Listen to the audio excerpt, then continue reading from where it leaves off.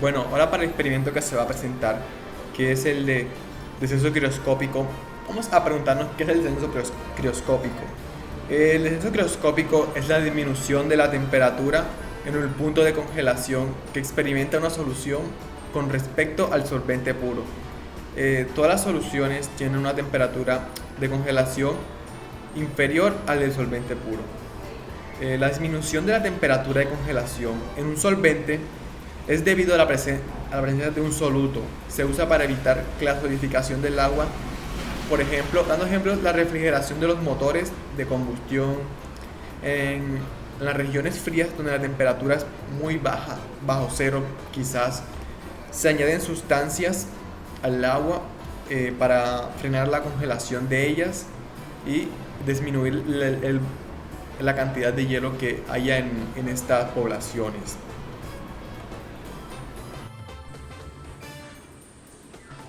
Bueno, para este, para este ejemplo de propiedades coligativas, en este caso el descenso criogénico, utilizaremos tres soluciones y un solvente puro, como lo es el agua. El agua va a estar en todas y la vamos a disolver con los siguientes, que son eh, cloruro de sodio, alcohol y alcohol a máxima con más concentración. El primero claramente va a ser el solvente puro, que es el agua, y después al la segunda solución le agregaremos un poco de cloruro de sodio y la disolveremos.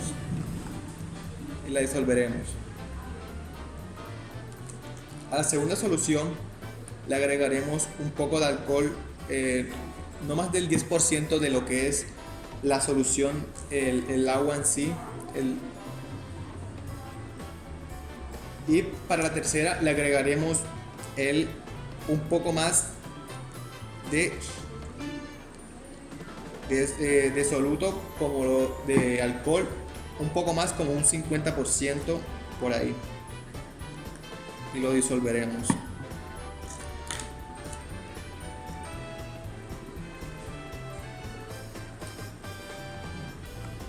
Bueno, después de esto se pasarán al congelador por durante una hora y lograremos ver los resultados del experimento. Bueno, después de quedar congelados las soluciones, podemos sacar los siguientes resultados.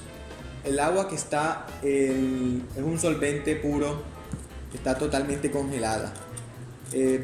Después de una hora se congela totalmente. El agua, su punto de congelación llega al máximo, que en casos normales el agua se congelaría a menos 0 grados. En el caso de la solución de cloruro de sodio con agua, no llega a su punto de congelación todavía. Después de una hora todavía sigue siendo parte líquida, parte agua, parte acuosa. Y podemos ver eso, que no llega a su punto máximo, así que debería ser un poco menos de 0 grados. Por parte de la solución de alcohol y agua, en la mínima, podemos ver una igualdad de condiciones entre la solución de cloruro de sodio y de alcohol con agua, ya que las dos están a la misma concentración y tendrán un punto de congelación muy parecido. Y por último tenemos a la solución de alcohol y agua a más concentración. En esto podemos observar que está totalmente acuosa, lo que nos quiere decir que su punto de congelación está muchísimo más alto que el de las otras soluciones y del agua pura. Podemos sacar conclusiones de esto, como que la cantidad de soluto agregado es directamente proporcional al punto de congelación. Bueno, con lo anteriormente visto en el experimento, podemos llegar a una conclusión de todo esto, que es que la cantidad de soluto agregado es directamente proporcional al punto de congelación. Por poner un ejemplo, en el caso siempre el solvente es el agua. En el agua pura Como no hay soluto agregado, fue la que se congeló primero, la que está congelada totalmente. El agua con sal y el agua con alcohol tenían una concentración igual, y entonces por eso pero tenían concentración, entonces demoró un poquito más en poder congelarse completamente. Y por el otro lado, el alcohol, pero a más concentración, ya sí demoró mucho porque directamente proporcional, entre más cantidad de soluto agregado haya, más se va a demorar en congelar. Es por eso que llegamos a esa conclusión.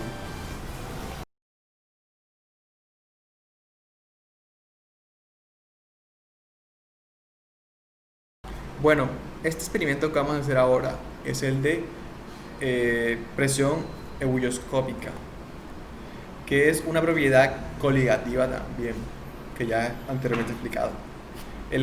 La temperatura de ebullición de un líquido es aquella que la presión a la cual su presión de vapor es igual a la de la atmósfera.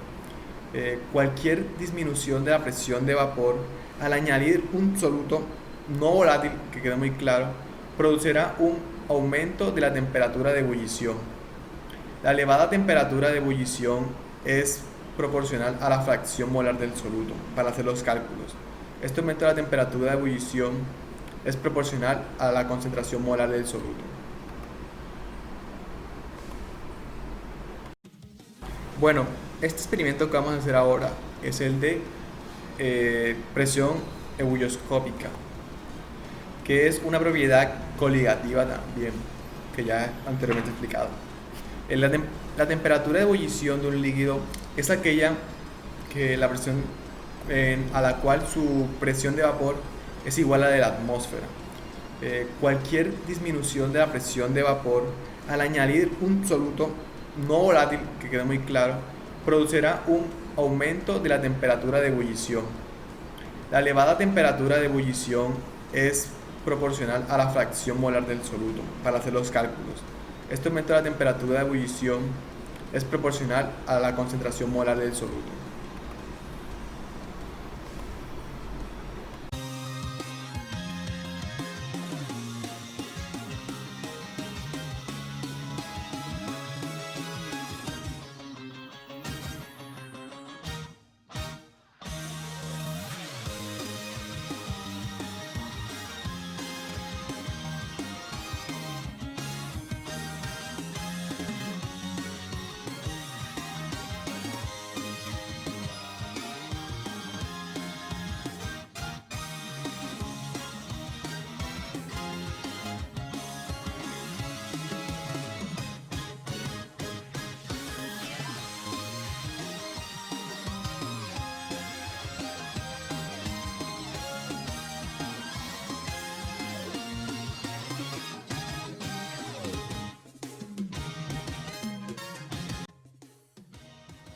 Bueno, para explicar lo que sucedió anteriormente en los videos de cuando se estaban calentando las cosas, debo explicar esto. Primero se calentó el agua, en el cual duró alrededor de 4 minutos, un poquito más de 4 minutos.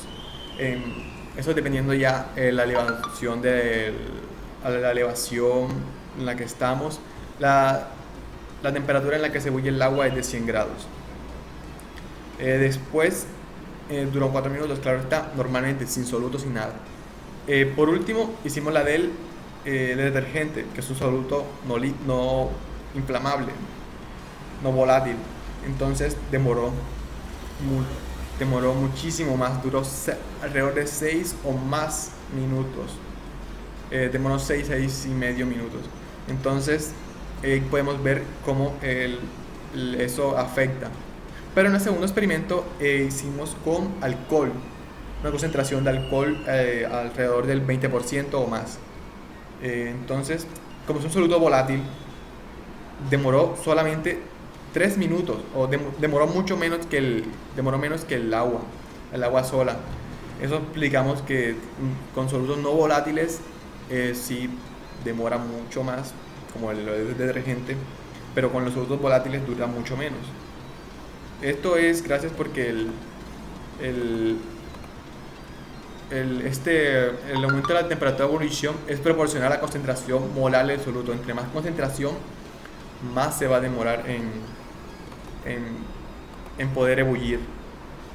Pero como la temperatura de ebullición, por ejemplo, del alcohol es menor que la del agua, por eso se ebullió tan rápido el agua, duró son de 3 minutos. Esa es la explicación que logramos dar al experimento. Muchas gracias por ver.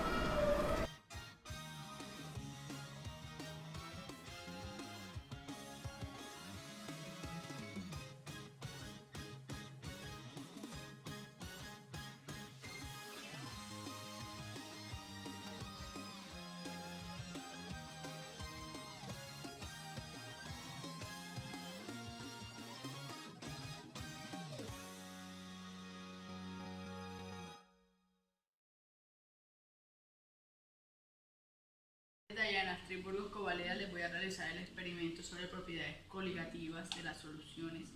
Este se llama osmosis. Bueno, para esto necesitamos varios ingredientes: sal, una cuchara, vasos marcados, agua y 2 huevos. Debemos utilizar sal, solo vaso, número 1, 2 cucharitas.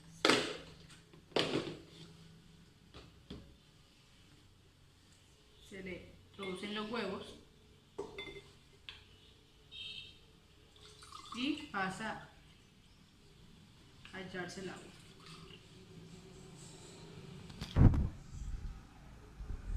Tenemos que dejarlo reposar por unas cuantas horas para ver el proceso que tenemos. Después de haber pasado las 8 horas, podemos observar cómo quedaron los huevos. Se les ha quitado el color y mira, acércate, se rompió. ¿Esto por qué sucedió? La osmosis es el transporte de agua y se requiere de un soluto. En este caso fueron los huevos, la membrana que contiene y el agua o vinagre. En el proceso que se vio, el experimento, se dirigió donde hay una mayor cantidad de soluto, es decir, dentro de la membrana. Es por eso que uno disminuyó de tamaño y el otro llegó al punto de romperse.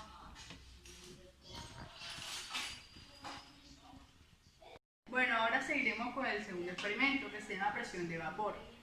Para eso necesitamos un plato hondo, una vela.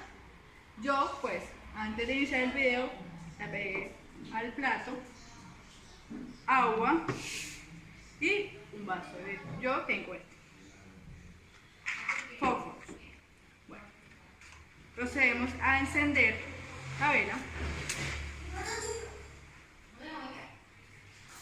Luego vamos a echar agua y por último ponemos el vaso boca abajo y observamos.